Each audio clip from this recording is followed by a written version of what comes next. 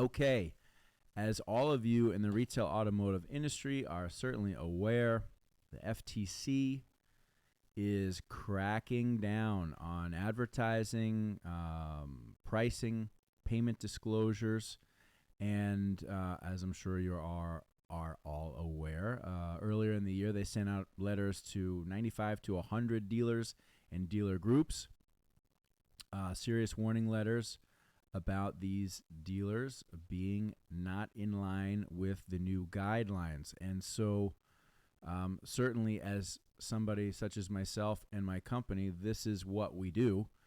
For nearly 30 years, I have been working in retail automotive marketing, advertising, and the bulk of what we do is helping dealers advertise and market their offers, pricing, payments. And so going back to my earliest days at Zimmerman Advertising, disclaimers were always just something that was drilled into me and drilled into us, and I've made sure that we've maintained that, for many, many years. So it is an important focus. I do want to take some time just to help people understand what are the core things that dealers need to be focused on. So this is a one-sheeter. This is actually one page from a larger document provided by Comply Auto, but it really, this page 4 of the overall document, if you ever have it, and if you want, shoot me a message and we can make sure you have a copy of it as well too.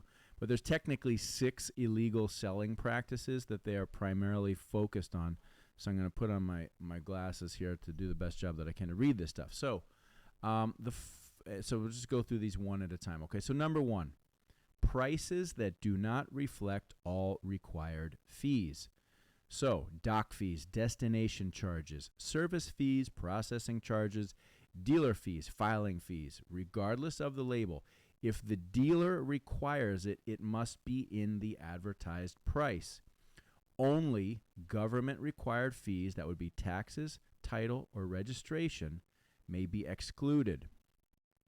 The April 2026 consent order defines total price as the maximum total price including all mandatory fees and requires it be the most prominently displayed item in any ad. So what they're saying is you can no longer, if you're selling a vehicle for $39,995, right?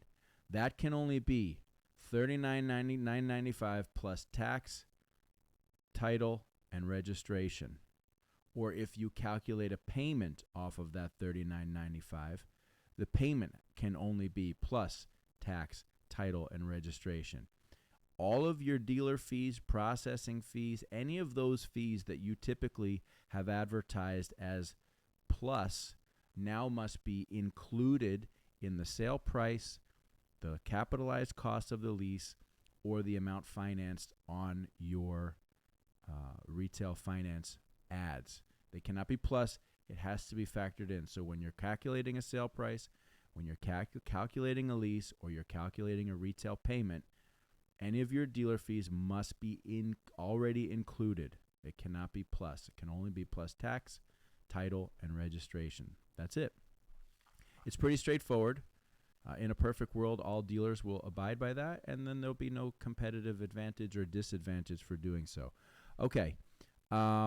Number 2, prices reflecting unavailable rebates or discounts. Advertised prices cannot net out rebates or discounts that are not available to all customers. So, for example, military rebates, loyalty rebates, EV rebates, and Costco rebates cannot be factored into the price. Okay, we all know that most dealers find a way to utilize these additional rebates in helping to calculate either a significantly discounted price or payment or a huge off MSRP number. So you can't do that anymore.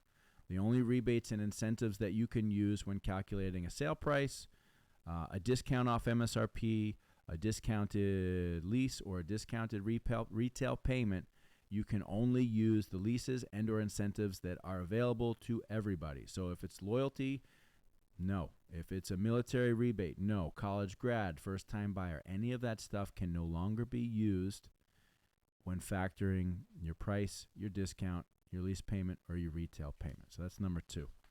Number 3, Prices that hide a required down payment. You cannot require or you cannot bury a required down payment or trade-in requirement in fine print. The advertised price must be achievable without hidden conditions, okay? So we've all seen enough ads that show, a price that says, including 3,500 cash or trade equity down. Those types of things can no longer be used. I think that's pretty straightforward. No hidden down payment or trade when factoring a price. Okay, number 4, prices conditioned on dealer financing. You cannot advertise a lower price that is only available if the consumer uses the dealer's financing. This acts like a conditional discount not available to all buyers. So finance contingent discounts may be noted separately, but not baked into the price. So again, you can't say must finance through dealer for this price. Okay, pretty straightforward. Number 5, mandatory add-ons not in the price. So if a consumer must purchase an item to buy the vehicle, its cost must be included in the advertised price. This includes hard added accessories like theft deterrent, window tint, lift kits, and wheel mods. So truly optional add-ons may be excluded only if genuinely optional. That's an optional add-on may be excluded if it's genuinely optional. The April 2026 consent order requires express informed consent, written disclosure of what the charge is for, its amount, and whether it's optional before any charge. Okay, so a lot of dealers will have what we all call like a bump package, right? It's an addendum on the window sticker for whatever it is that they are including in that addendum. So you can't say that they have to if they have to buy the addendum to buy the car, then that needs to be included in the price. It cannot be an add-on above the price if it is required. So if you have a $39.95 bump sticker on your car, that is technically a required add-on, and that is not allowed in the advertised price. And finally, number 6, advertising unavailable vehicles. You cannot advertise vehicles that are not available for purchase. Phantom loss leader ads that draw consumers in for vehicles that don't exist or are not on the lot are deceptive. So, and they do say in-transit vehicles may be advertised, but status must be clearly and conspicuously disclosed. Okay, so you can't advertise cars that you don't have. I think most people really understand that. So on these 6 basic things, your prices, payments, they must include and reflect all required fees exclusive of tax, title, and registration. You can't have prices that include rebates that not everybody qualifies for. Prices cannot include a hidden down payment or a hidden trade requirement. You cannot advertise a price or payment that requires dealer financing. Mandatory add-ons that are not in the price, if they're mandatory, like a $39.95 bump sticker on the window, that can't be there. And you can't advertise unavailable vehicles. So it's pretty straightforward. Myself and my entire team we've been communicating this directly to our clients for about a month now. We are working very hard each month as the new offers and specials come in for us to really scrutinize the information that we're getting, the disclosure information, and making sure that our clients are up to speed. One other thing that you can't do, your disclaimers need to be in a very clear and conspicuous location close to the offer. So the disclaimer needs to be in close relative proximity to the offer. There are some websites out there where it says click for more details, and that's where the disclaimer is. According to another portion of this document, that is no longer allowed.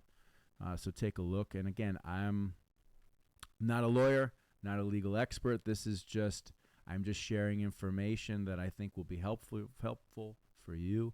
Under no circumstances am I representing the law to the letter here. This is just meant to be helpful for those of you that are in the business to understand what these new guidelines are and how to best protect yourself and your dealership when advertising and marketing for your store. Okay? Thanks, everybody.